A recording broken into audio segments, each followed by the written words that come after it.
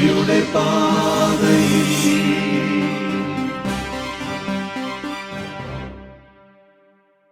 ഈശോ മിശിഹായ്ക്ക് സ്തുതിയായിരിക്കട്ടെ. ഈശോ സ്നേഹിക്കുന്ന ഈശോയുടെ കുഞ്ഞു മക്കളെ, എല്ലാവരും വീടുകളിൽ മിടുക്കരായിട്ടിരിക്കുവാണല്ലേ? നമുക്ക് നമ്മുടെ വേദപാഠ ക്ലാസ് ആരംഭിച്ചാലോ? എന്താ, എല്ലാവരും റെഡിയാണോ?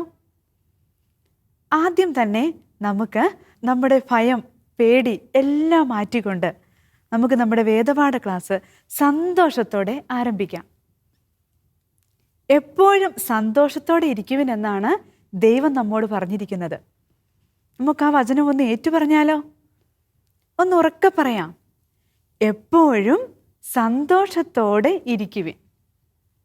എല്ലാവരും ഒന്നുകൂടെ പറഞ്ഞേ, എപ്പോഴും സന്തോഷത്തോടെ ഇരിക്കുവിൻ. നമുക്ക് സന്തോഷത്തോടെ നമ്മുടെ ഈ വർഷത്തെ വേദപാഠ ക്ലാസ് നമുക്ക് ആരംഭിക്കാം.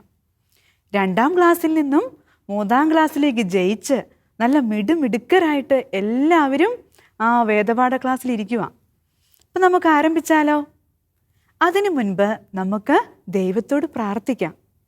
കുഞ്ഞു കരങ്ങൾ കൂപ്പി കണ്ണുകൾ അടച്ച് നമുക്ക് ദൈവത്തോട് പ്രാർത്ഥിക്കാം.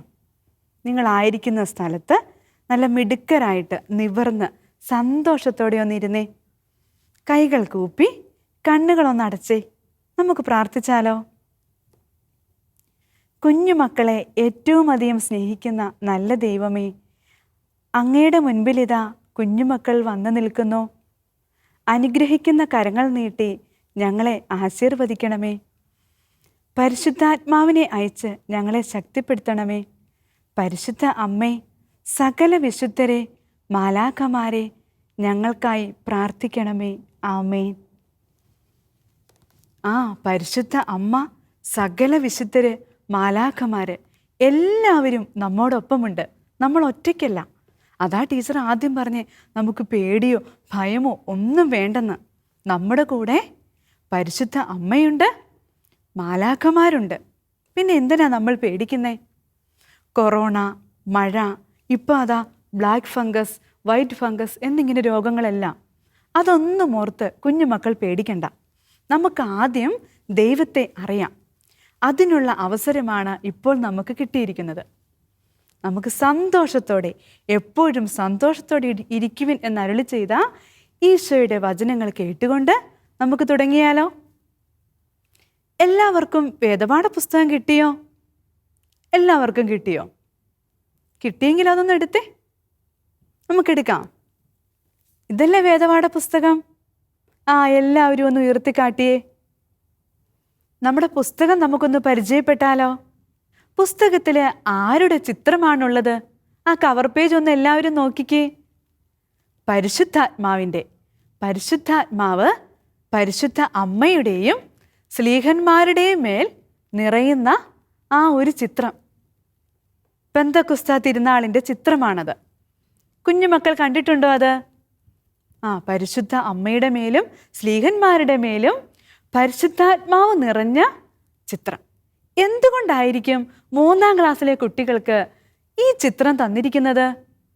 3ാം ക്ലാസ്സിലെ കുഞ്ഞുമക്കളെല്ലാവരും പരിശുദ്ധാത്മാവിനാൽ നിറയണം. ദൈവത്തിൻ്റെ ആഗ്രഹം അതാണ്. അതുകൊണ്ടാണ് നമുക്ക് പരിശുദ്ധാത്മാവിൻ്റെ ചിത്രം തന്നുകൊണ്ട് തന്നെ നമ്മുടെ വേദപാഠ ക്ലാസ് തുടങ്ങുന്നത്. നമുക്ക് ആ പുസ്തകത്തിൻ്റെ പേരൊന്ന് വായിച്ചാലോ? വായിക്കാൻ അറിയാമോ എല്ലാവർക്കും?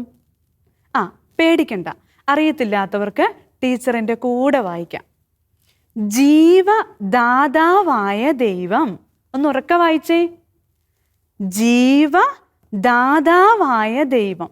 പുതിയൊരു വാക്ക്, ദാതാവ്. എന്തായിരിക്കും ദാതാവ് എന്ന് പറയുന്ന വാക്കിൻ്റെ അർത്ഥം? നൽകുന്നവൻ. ജീവൻ നൽകുന്നവനായ ദൈവം. ജീവൻ നൽകുന്നത് ആരാ? ദൈവം. കൂട്ടുകാരൊന്ന് ഉറക്കെ പറഞ്ഞേ. എപ്പോഴും സന്തോഷത്തോടെ ഇരിക്കുന്ന നമ്മൾ ചോദിക്കുന്ന ചോദ്യങ്ങൾക്കെല്ലാം ഉത്തരം ഒന്ന് ഉറക്കെ പറഞ്ഞേ. ജീവൻ നൽകുന്നത് ആരാ? ദൈവം. ജീവദാതാവായ ദൈവം. നമുക്ക് നമ്മുടെ പാഠം 1 പ്രവേശിക്കാം. അതിനു മുൻപ് ടീച്ചർ ഒരു കാര്യം ചോദിക്കട്ടെ. ഇപ്പോൾ നമ്മളുടെ രീതി അനുസരിച്ച് നമ്മൾ എന്ത് ചെയ്താലും നമ്മളത് ഫേസ്ബുക്കിലോ ഇൻസ്റ്റഗ്രാമിലൊക്കെ നമ്മൾ ഇടും. നമുക്ക് എന്ത് കിട്ടും? ആ, ദിയാമോള് പറയുന്നുണ്ടല്ലോ, ഉറക്കെ പറഞ്ഞേ. ലൈക്ക് കിട്ടും. അഡോൺ പറയുന്നു ഷെയർ കിട്ടും. ആ, സബ്സ്ക്രൈബ് കിട്ടും. Very good. Like, share, subscribe. നമുക്കൊന്ന് ചിന്തിച്ചു നോക്കിയാലോ, നമ്മൾ ചെയ്യുന്ന കൊച്ചു കൊച്ചു പ്രവൃത്തികൾക്കും ഈ ലൈക്കും ഷെയറും ഒക്കെ മാതാപിതാക്കളും സഹോദരങ്ങളൊക്കെ തരാറുണ്ടോ? പോട്ടെ, നമ്മുടെ ദൈവം ഇതെല്ലാം കാണുന്നില്ലേ? ദൈവം നമുക്ക് ലൈക്ക് തരുന്നുണ്ടായിരിക്കുമോ? ഇതെല്ലാം നമുക്ക് ചിന്തിച്ച് വേണം നമ്മുടെ വേദപാഠ ക്ലാസ് ആരംഭിക്കുവാൻ.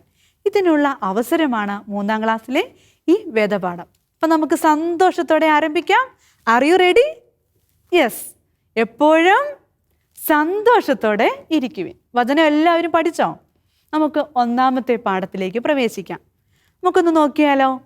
1ാമത്തെ പാഠത്തിൻ്റെ പേരെന്താണ്? ആ, ഉറക്കെ വായിക്ക്. ജീവൻ നൽകുന്ന ദൈവം. ഉറക്കെ വായിക്ക്. ജീവൻ നൽകുന്ന ദൈവം. ആ, ഇത് തന്നെയാണ് നമ്മുടെ വേദപാഠ പുസ്തകത്തിൻ്റെ പേരും, അല്ലേ? ആ, ജീവൻ നൽകുന്ന ദൈവം, ജീവദാതാവായ ദൈവത്തിൻ്റെ അർത്ഥമാണ് 1ാമത്തെ പാഠത്തിൻ്റെ പേരും. നമുക്കൊന്ന് നോക്കാം, എങ്ങനെയാണ് ദൈവം ജീവൻ നൽകിയത്, എങ്ങനെയാണ് ദൈവം ഈ ലോകത്തെ സൃഷ്ടിച്ചത് എന്നൊക്കെ നമുക്ക് കാണാം. ആ, നിങ്ങളുടെ പാഠപുസ്തകത്തിൽ ഒരു ചിത്രം തന്നിട്ടുണ്ട്. അതിൽ ആരെല്ലാമാണുള്ളത്? ഉറക്കെ പറഞ്ഞാലോ. തെരേസ ഒന്ന് ഉറക്കെ പറഞ്ഞേ.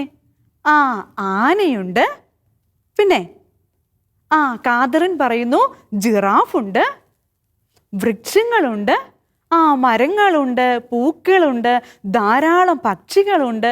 മിടുക്കരാണ് കേട്ടോ. നിങ്ങൾ സന്തോഷത്തോടെ ഉറക്കെ പറയുന്നത് ടീച്ചറിന് കേൾക്കാം.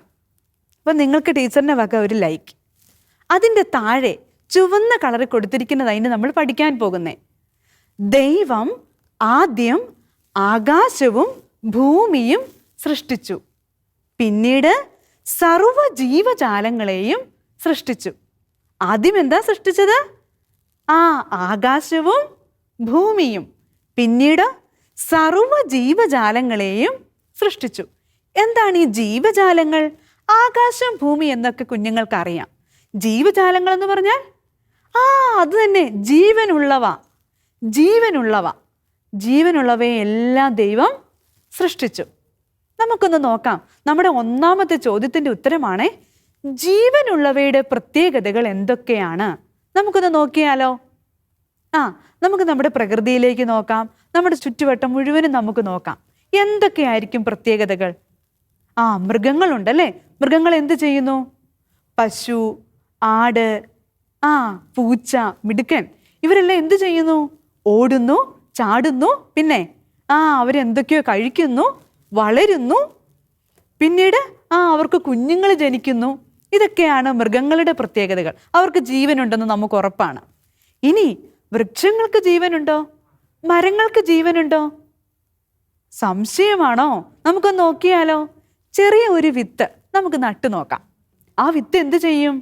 ആ, പതിയെ പതിയെ പതിയെ അത് വളരും.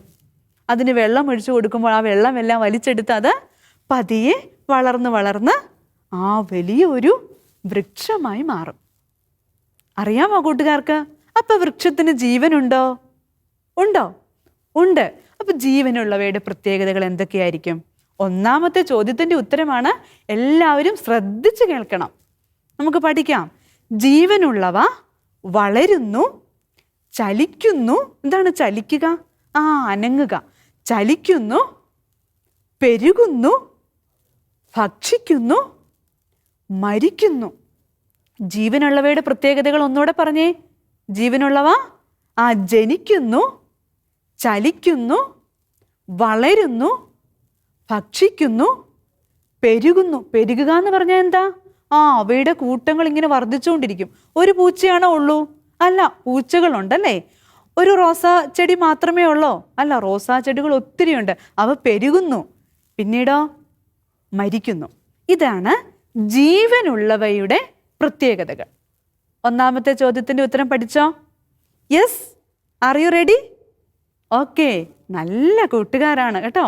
അപ്പം നമുക്ക് ഇനി അടുത്തത് നമ്മൾ പഠിക്കാൻ പോകുന്നത് ജീവജാലങ്ങളെ എല്ലാം സൃഷ്ടിച്ച ഈ ദൈവം തന്നെയാണോ നമ്മയും സൃഷ്ടിച്ചത് എന്ന് നമുക്കൊന്ന് നോക്കിയാലോ? മൃഗങ്ങളെ സൃഷ്ടിച്ചു, പക്ഷികളെ സൃഷ്ടിച്ചു. ആദ്യം എന്താ സൃഷ്ടിച്ചത്? ആകാശവും ഭൂമിയും സൃഷ്ടിച്ചു, സർവ്വ ജീവജാലങ്ങളെ സൃഷ്ടിച്ചു. ഈ ദൈവം തന്നെ മനുഷ്യനെയും സൃഷ്ടിച്ചു. ആഹാ, നമ്മളെ എല്ലാവരെയും സൃഷ്ടിച്ചത് ആരാ? ഉറക്കപ്പറ, ദൈവം. ഉറക്കെ പറഞ്ഞേ, ദൈവം.